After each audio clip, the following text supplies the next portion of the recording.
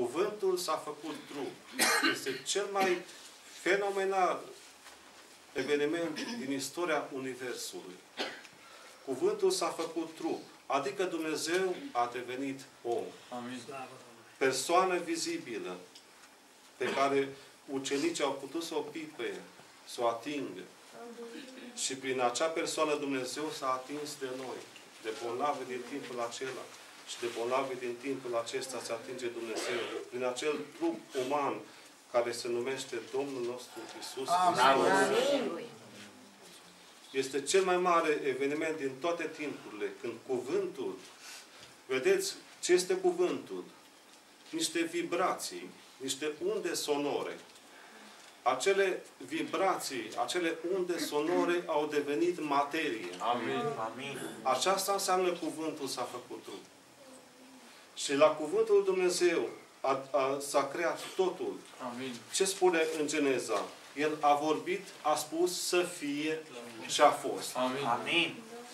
Tot ce vedem noi în jurul nostru este cuvântul lui Dumnezeu manifestat. Amin. Acel cuvânt, acele vibrații, acele unde sonore pe care le-a rostit Dumnezeu și au devenit molecule și atomi și materie pe care noi o vedem, pe care o pipăim, pe care stăm. Acesta este cuvântul Dumnezeu.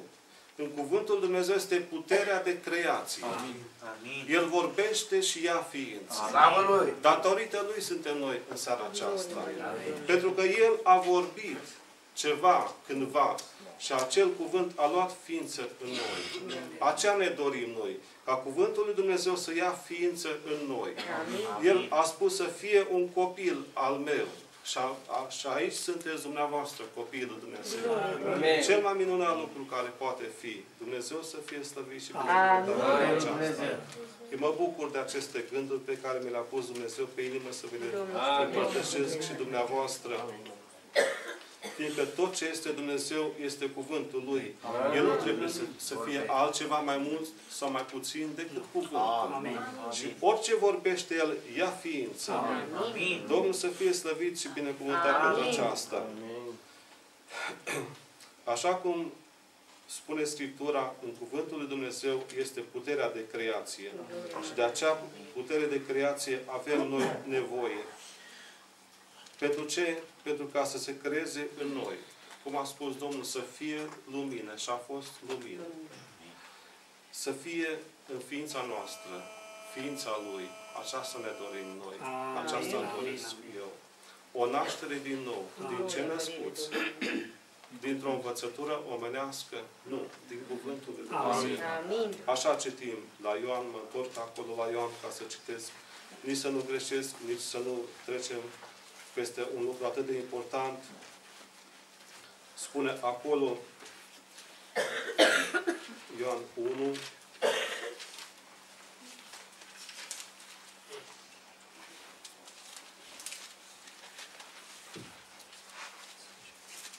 a venit, versetul 11, a venit la ai săi și ai săi nu l-au primit, dar tuturor celor ce l-au primit, adică celor ce cred în numele Lui. Vedeți cum vine cuvântul lui Dumnezeu în inima noastră. Prin credință. Amin. Să ne rugăm Domnului ca să ne dea Dumnezeu credință în cuvântul Lui. În fiecare cuvânt al Lui. Amin. Spune, celor ce cred în inima Lui le-a dat dreptul și într-o altă traducere spune că le-a dat puterea să se facă copii al lui Dumnezeu. Amin. Vedeți ce simplu este să devenim noi copiii lui Dumnezeu. Să credem fiecare cuvânt al lui Dumnezeu. Amin. Nu printr-o naștere naturală, printr-o naștere supranaturală. Și uitați cum spune. Născuți nu din sânge, nici din voia firilor. Probabil că sunt și astfel de oameni născuți din voia firilor. Vor să fie ceva. Poate vor să fie un mare predicator la învon. Și reușește până la urmă să ajungă. Știți că Iuda a vrut să fie el un mare apostol. Domnul l-a chemat și a zis, în momentul acum să devin ceva. Și a ajuns un cineva. Până într-o zi.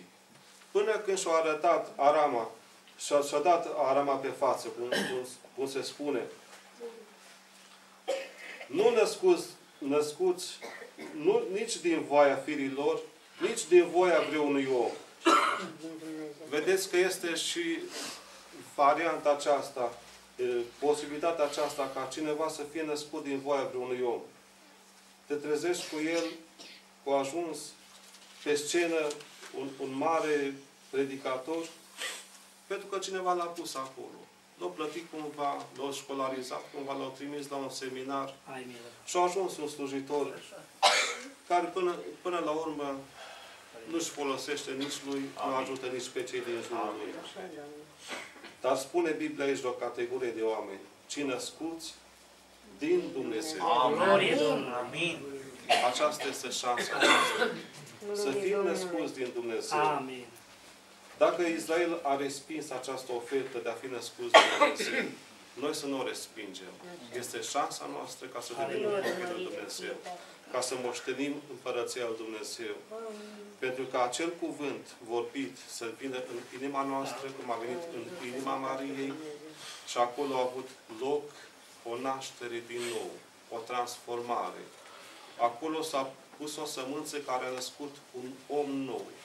Și în inima noastră, când ajunge cuvântul Dumnezeu, se naște un om nou, făcut după chipul și asemănarea lui Dumnezeu. Și cu acel om nou, noi ne vom întâlni când vom trece din această dimensiune. Frate Radu, cum a spus în poezia, din această tridimensională. Din această dimensiune vom trece în dimensiunea lui Dumnezeu. Noi ne vom întâlni cu acel om nou care s-a născut în inima noastră, care s-a făcut după chipul și asemănarea lui Dumnezeu. Fără nicio pată, fără nicio zbârcitură, fără niciun defect, fără ceva caragios de care să râdă oamenii. Acolo va fi corpul acela născut din Cuvântul lui Dumnezeu, pe care noi l-am primit pentru că am crezut Cuvântul lui Dumnezeu. Nu e minunat Dumnezeu că ne-a lăsat Cuvântul Lui? Tot ce citim aici, să credem fiecare cuvânt al Dumnezeu. Dumnezeu este în fiecare cuvânt, în fiecare literă, în fiecare virgulă, în fiecare punct. Știți că în alfabetul ebraic sunt multe litere care se reprezintă printr-un singur punct. Punctul reprezintă o literă, nu ca la noi. Nu e un semn de punctuație, este o literă. O iota, îi se spune, mi se pare în limba greacă. Dumnezeu să ne ajute să credem fiecare cuvânt al Dumnezeu. Și punctuația și are rostul și rolul ei în Sfintele Scripturi, în Cuvântul lui Dumnezeu. Și așa să fie și în vorbirea noastră. Să ne străduim, să nu greșim în vorbirea noastră. Pentru că de felul cum vorbim noi, atârnă mântuirea oamenilor, acelora care ne ascultă. Dacă îi vom călăuzi corect, ei vor merge pe un drum corect și se vor întâlni într-o zi cu Dumnezeu. Apostolul Pavel îl atenționează pe Timotei și spune: ia bine seama la tine însuți și la învățătura pe care o dai altora. Fiindcă astfel te vei mântui pe tine și pe cei ce te ascultă.